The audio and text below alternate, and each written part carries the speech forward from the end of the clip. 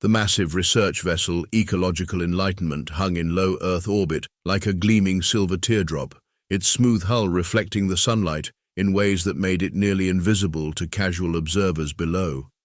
The ship's name was a point of pride for its crew, though anyone who knew the Xylaxians would have found it amusingly predictable. After all, what else would a species obsessed with perfect order name their premier research vessel? Dr. Ixil adjusted her environmental suit for the third time in as many minutes, her four eyes blinking in rapid succession, a sure sign of anxiety among her kind. The transport pod was descending through Earth's atmosphere, and despite all their advanced technology, she could feel every bump and variation in air pressure. How primitive.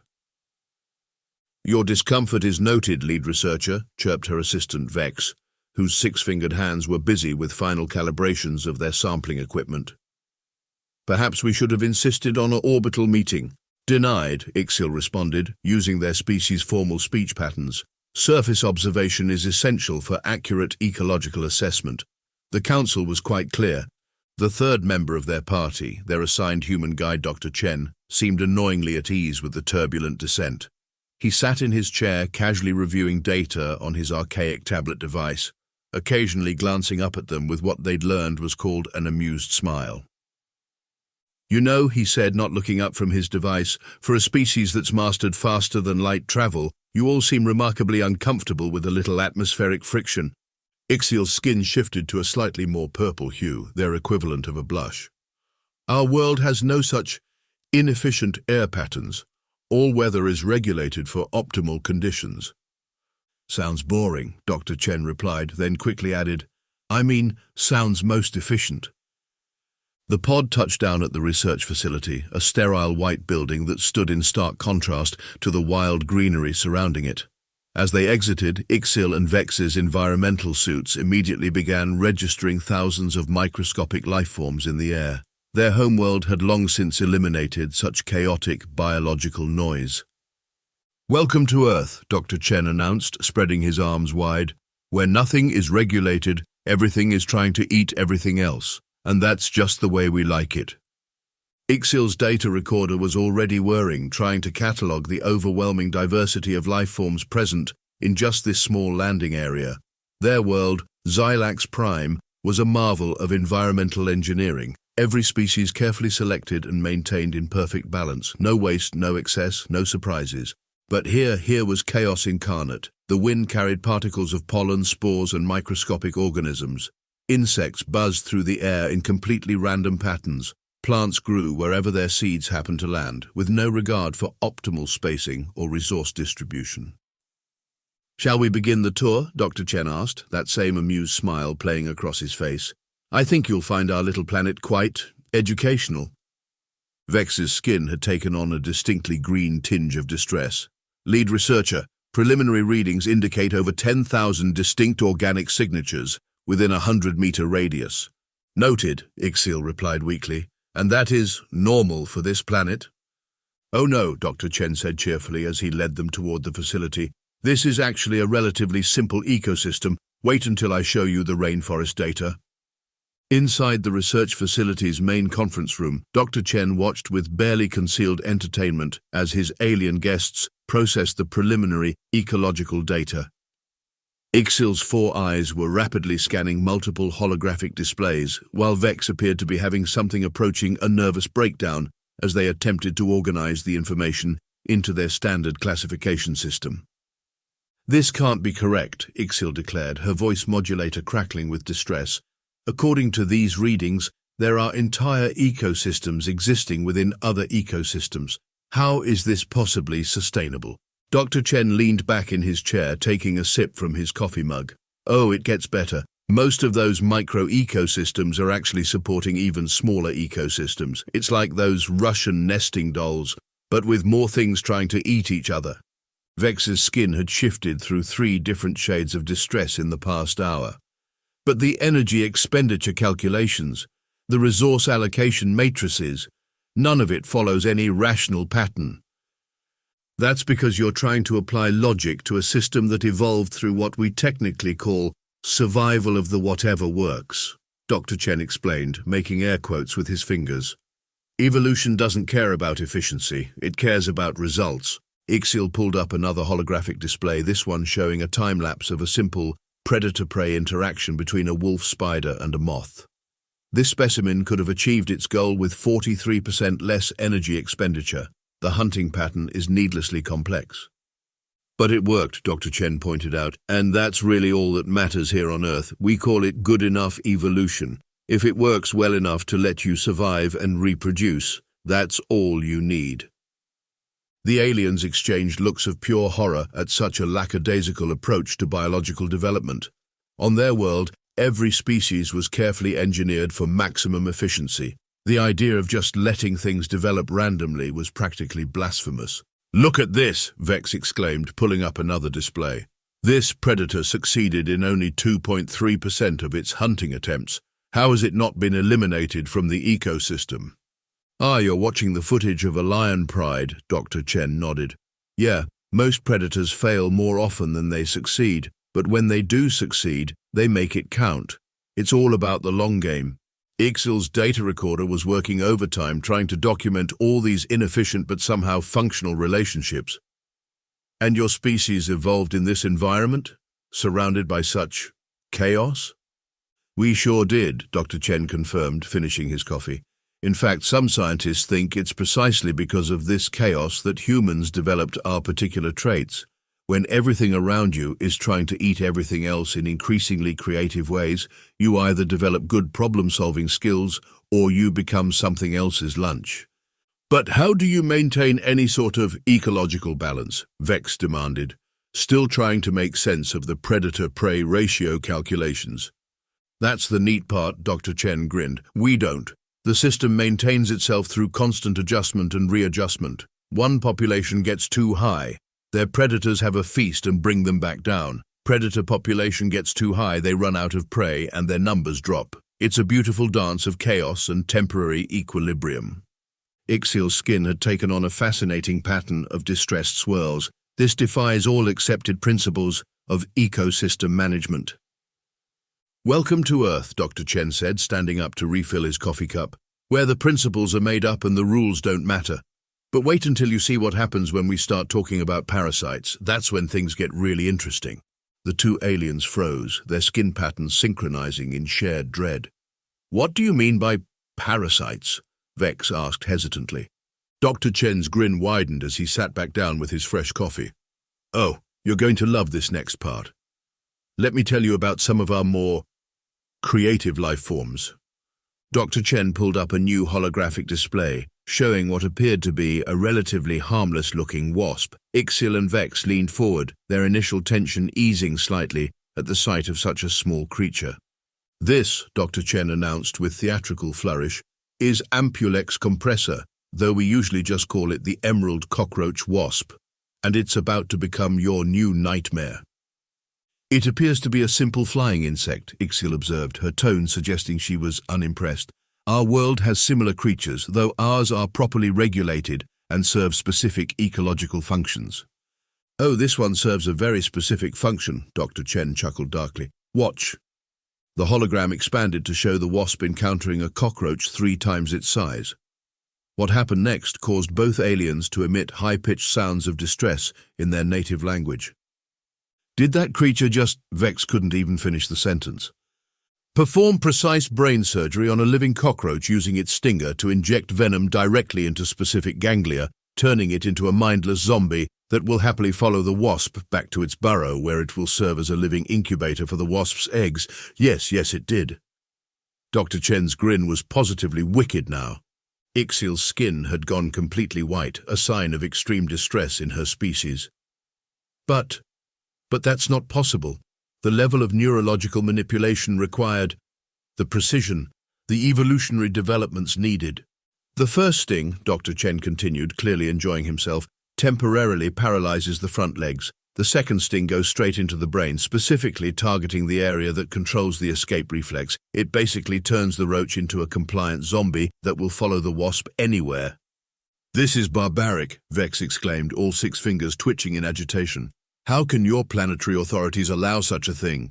Dr. Chen burst out laughing. Allow it, this is just one example among thousands. Nature came up with this all on its own, no authority required. He zoomed in on the hologram showing the microscopic detail of the wasp's venom working its way through the cockroach's nervous system. The really fascinating part is how precise the wasp has to be. Too much venom, and the roach dies, useless for their purposes. Too little, and it might recover its faculties and escape.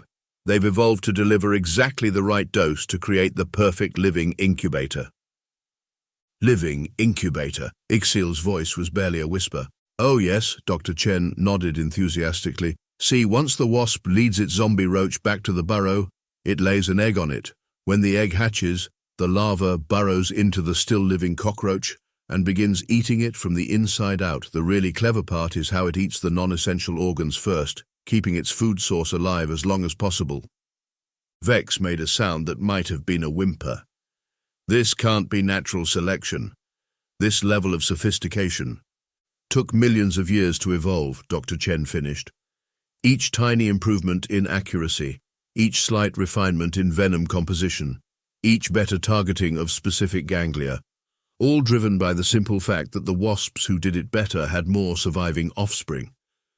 But the cockroach species, Ixiel interjected, desperately trying to find some logic in this horror. Surely they evolved defenses.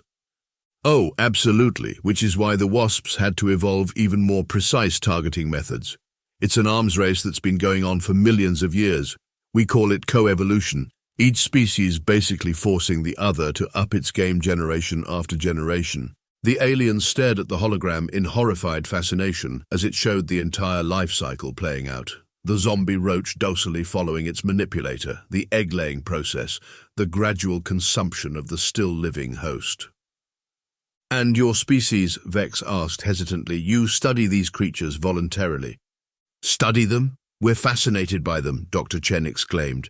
The precision of the neurosurgery, the complex chemical compounds in the venom, the ability to modify behavior so specifically. It's amazing. We've even used some of our studies of these wasps to advance our own medical research. Ixiel's data recorder had stopped working, apparently overwhelmed by the implications of what it was documenting. This is just one species. One of many, Dr. Chen confirmed cheerfully. Would you like to hear about the fungus that turns ants into zombies next?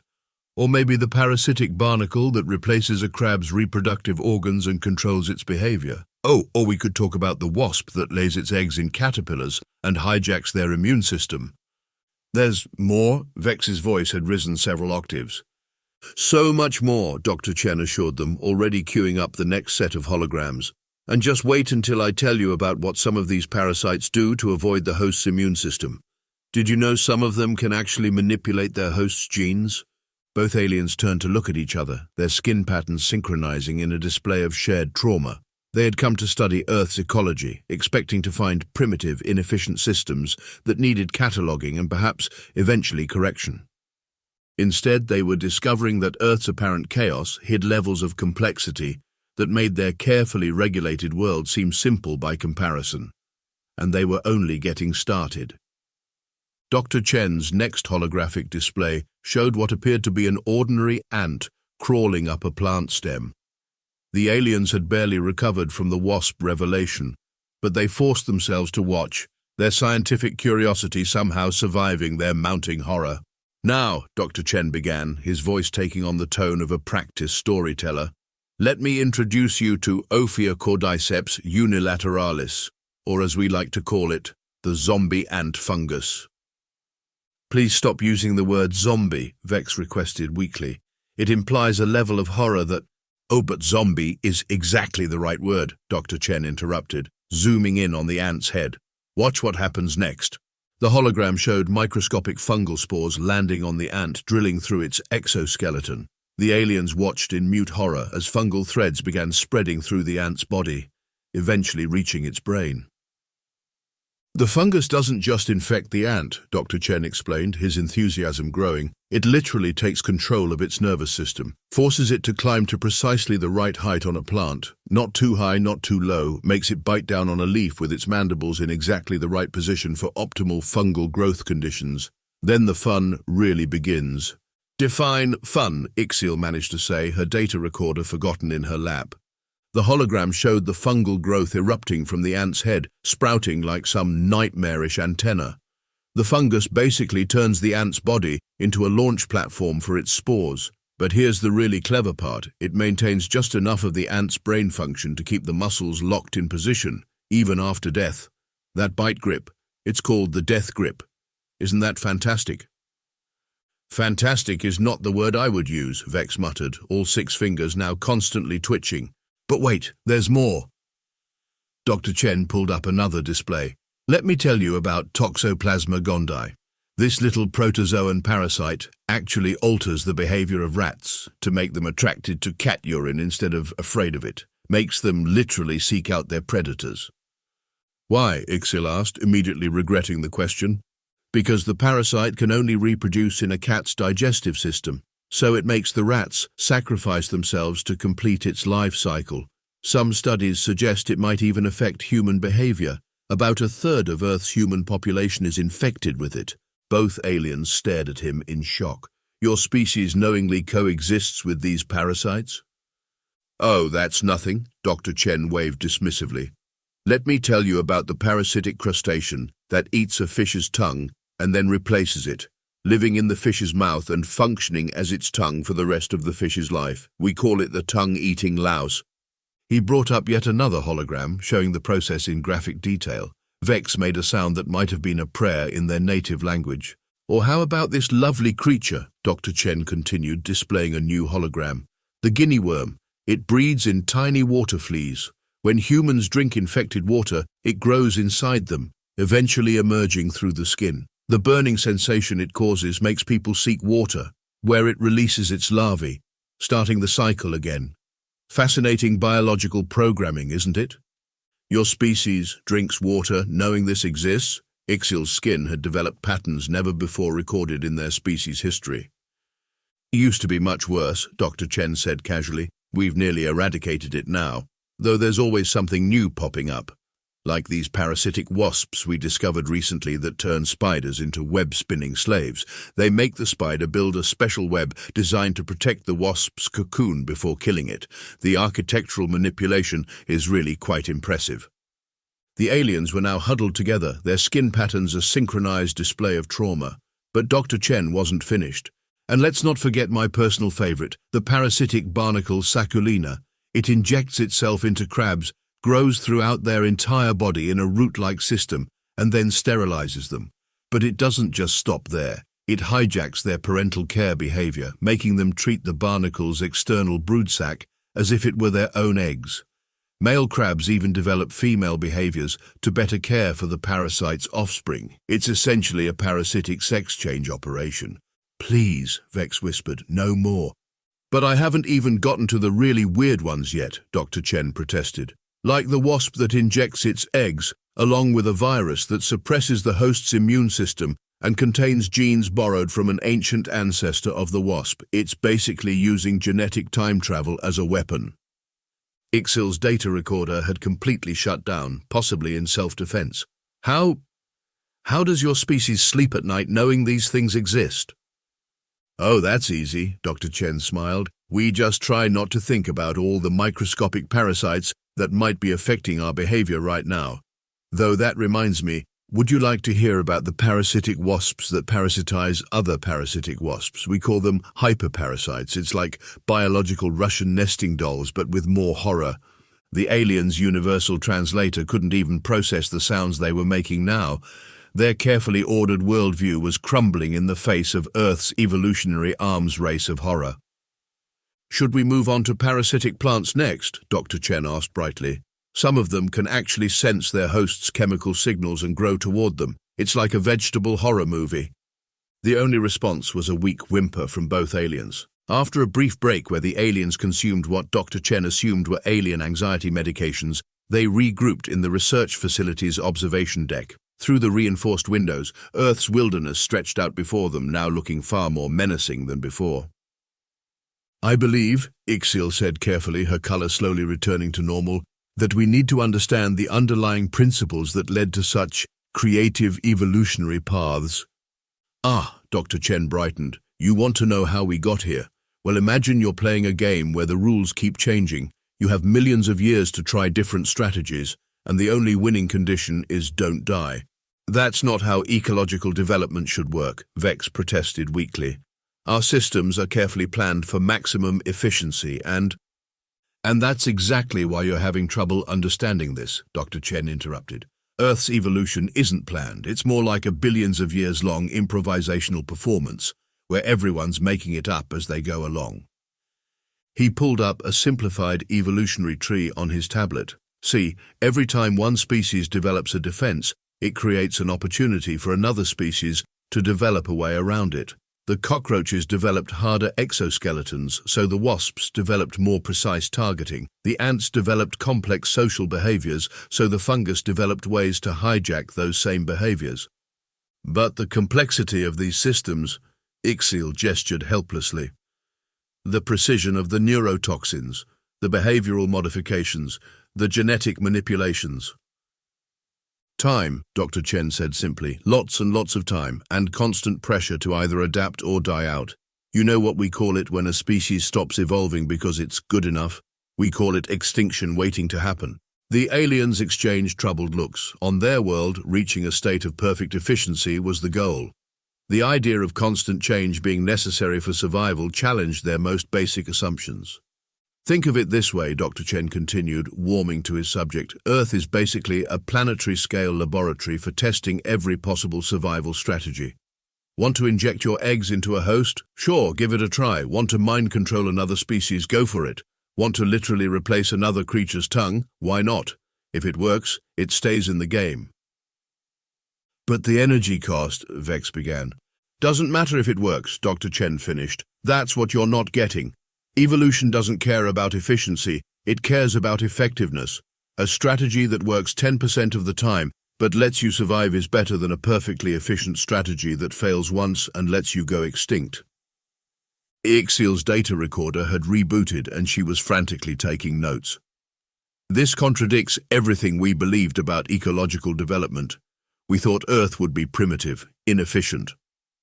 Oh, it's definitely inefficient, Dr. Chen laughed. But it's incredibly effective.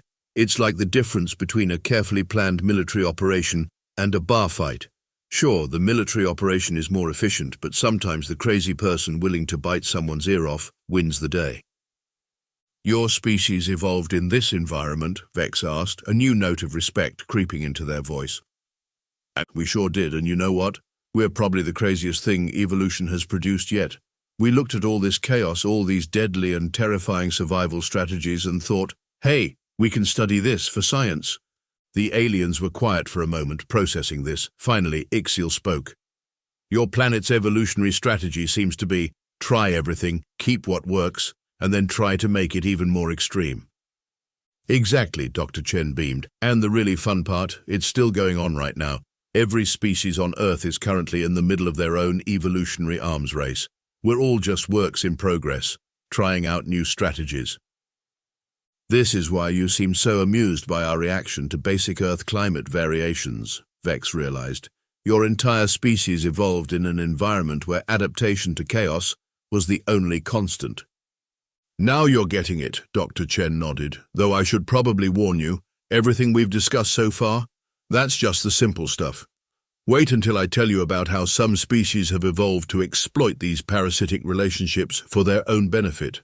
Both aliens immediately reached for their medication again. After their medication had taken full effect, the aliens found themselves in Dr. Chen's personal office, surrounded by what he called educational materials, though they looked suspiciously like horror movies to their alien eyes. You see, Dr. Chen explained, gesturing to his collection, humans didn't just survive in this environment. We turned it into entertainment. Those zombie movies, inspired by the parasites we just discussed, our fiction, our art, our culture, it's all influenced by the world we evolved in. You entertain yourselves with these concepts? Ixiel asked incredulously, picking up a DVD case that showed something about fungal infections. Of course, when life gives you horror parasites, make horror movies, Dr. Chen grinned. But it goes deeper than that. Look at human architecture. We developed it partly to keep nature's lovely little surprises out. Our medicine evolved from studying these same parasites and viruses. Even our immune systems are ridiculously overpowered because of the constant biological arms race we've been part of. Vex was examining a scientific journal with morbid fascination. Your species studies these creatures voluntarily. Study them. We've learned to exploit them. Some of our most effective medications were developed by studying how parasites suppress immune systems or modify behavior. Those wasps with their precise neurosurgery, they're helping us understand brain chemistry, that fungus that controls ants, teaching us about neural networks. The aliens stared at him, their skin patterns showing a mix of horror and dawning comprehension. But the most interesting part, Dr. Chen continued, settling into his chair, is how living in this environment shaped human psychology. We had to become adaptable, creative, and just a little bit paranoid to survive. When everything around you might be harboring a mind-controlling parasite, you develop some interesting survival traits. Like studying the horror, Ixiel suggested weakly. Exactly, knowledge is power, especially when you're dealing with microscopic mind-controlling monsters. We learned to observe, analyze, and understand instead of just running away, though we did get pretty good at running away too when necessary. Your species seems to have developed an unusual relationship with danger, Vex noted, their scientific curiosity finally overcoming their horror. You don't just survive it, you study it, learn from it, even enjoy it. Now you're getting it, Dr. Chen exclaimed. Humans are probably the only species that looks at a parasitic wasp performing neurosurgery and thinks, neat, how can we use this? We've turned our planet's horror show into a research opportunity. This explains so much about human behavior, Ixiel muttered, her data recorder working overtime. Your species' remarkable adaptability, your technological development patterns, your seemingly contradictory responses to danger.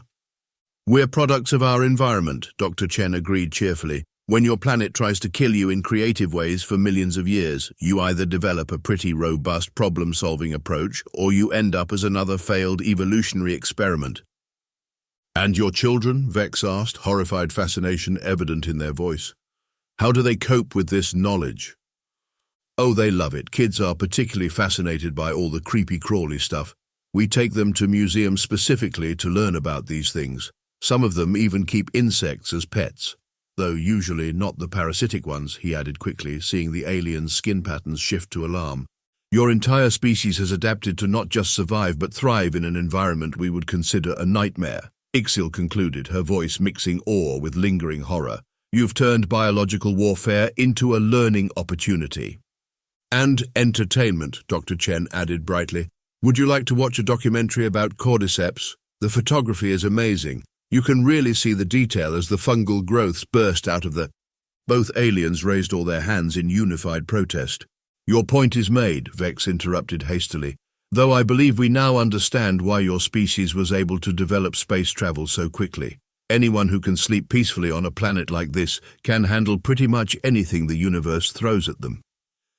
That's the spirit, Dr. Chen beamed. Though speaking of throwing things, wait until I tell you about how some of our parasites have learned to manipulate weather patterns to spread their spores. Back aboard the Ecological Enlightenment, Ixiel and Vex were preparing their final report for the Xylaxian Science Council. Dr. Chen had accompanied them for the formal farewell, still cheerfully offering to share more fascinating examples of Earth's ecological relationships. How do we even begin to classify this planet? Vex wondered aloud, staring at their preliminary report.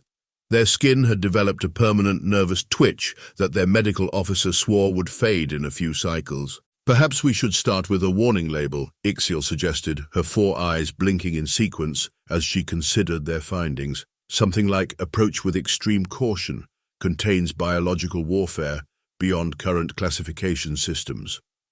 I'd go with Earth, where evolution said yes to everything, Dr. Chen offered helpfully. Oh, or maybe warning, contents under constant evolutionary pressure. The alien's universal translator struggled to convey their synchronized sigh of exasperation. Our official recommendation, Ixiel announced, her voice taking on the formal tones required for official reports, will be to classify Earth as an extraordinarily complex biological system, requiring special protocols for all future research missions. You might want to add a note about mandatory psychological preparation, Vex muttered, still trying to suppress their skin's newfound twitching habit. And perhaps a warning about the humans themselves, Ixiel added, a species that not only survives in this environment but actively studies and adapts it for their own use. They deserve special consideration. Dr. Chen beamed proudly. We do try our best to keep things interesting, though I should mention before you leave, everything we discussed, that was just the terrestrial ecosystem. Wait until you see what's going on in our oceans. Both alien skin patterns immediately shifted to emergency distress colors.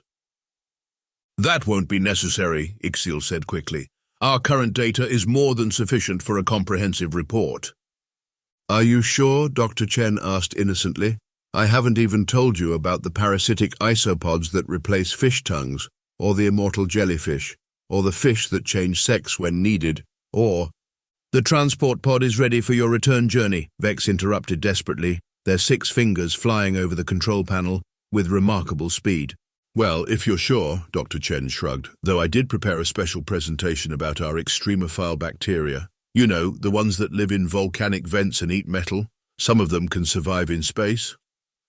The aliens exchanged a look that transcended species barriers in its pure, unified horror. Our final report, Ixiel stated firmly, will also include a recommendation that all future research teams include at least 1 psychiatric professional and a mandatory supply of anxiety medication. Don't forget to mention how we're using some of these biological mechanisms in our space program, Dr. Chen added helpfully. Those radiation-resistant bacteria are giving us some great ideas for long-term space travel. Vex's skin pattern shifted to what might have been panic. You're taking these things into space? Well, not the parasites, yet, though now that you mention it. Transport pod ready for immediate departure, Vex announced with suspicious haste. As they prepared to leave, Ixiel turned to Dr. Chen one last time. Your planet and your species have thoroughly redefined our understanding of biological complexity and adaptation, though perhaps not in ways our psychiatric professionals will appreciate. That's Earth for you, Dr. Chen grinned. Just when you think you've seen the worst, nature comes up with something even more creative. It's like a perpetual biological horror movie out there, and we're all just living in it. Goodbye, Dr. Chen, both aliens said simultaneously, practically diving for the transport pod. As they watched Earth recede through the view screen, Vex turned to Ixiel. Should we mention in the report that their primary research scientist seemed to actually enjoy describing all this horror? Negative, Ixiel replied firmly. Some things are best left undocumented, though we should probably add a warning about human enthusiasm. It might be contagious. Somewhere behind them, their data recorder finally gave up and quietly shut itself down in protest.